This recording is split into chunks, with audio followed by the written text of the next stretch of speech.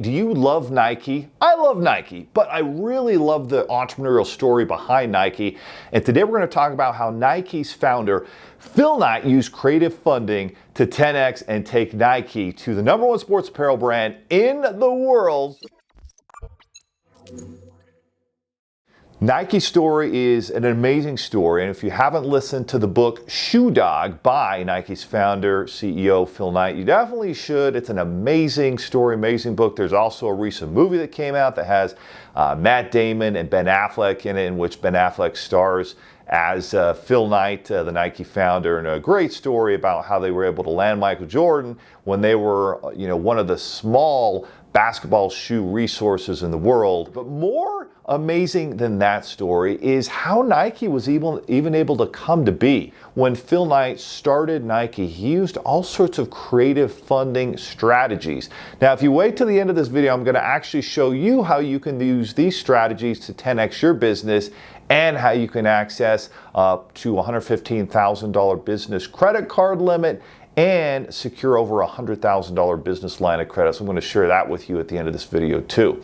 So in 1964, Phil Knight launches Nike. He didn't actually launch it under the name Nike. And what his whole thesis was is, hey, you know what, right now Adidas, that is a German-based shoe apparel company out there with sports shoes, they do okay with track shoes, but they're not great. And so his thesis was, hey, I'm going to bring in shoes from Japan that are going to be better quality for athletes and track stars. And it just so happened that Phil Knight was a track star himself, running at the University of Oregon back in the day in the 60s. And so he, to get his first creative strategy was, hey, I'm going to save $500 up.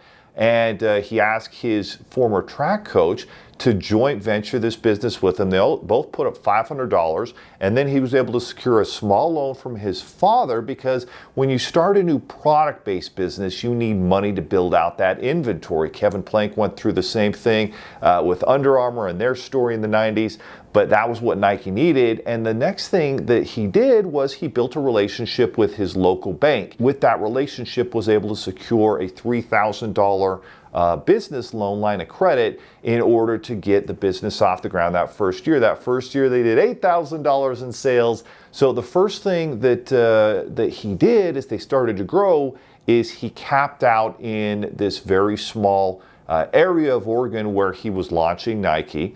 And he's like, well, I got to go elsewhere to some of the bigger banks and build new relationships. He connected with a bank in California, and he slowly built this relationship up. He would order, a bunch of his shoes, bring them in from Japan, sell them all, and he would pay that line credit down to zero. He would use it, he would pay it down to zero. That is a massive strategy that I've used to build six-figure credit cards, six-figure business lines of credit, and this is a strategy that still works exceptionally well if you use it and pay it down. And then what they start doing is they start incrementally increasing that credit limit. So Phil Knight, as he's growing and expanding Nike all over the country, all over the world, that line of credit becomes $1 million, puts them in a great spot. But what happened next? They cut the line of credit. Now, for most entrepreneurs, if you're not resourceful, you get in that situation, you might go out of business. He was always building new relationships, working on his business credit, and trying to stay one step ahead, because the time to get access to a revolving line of credit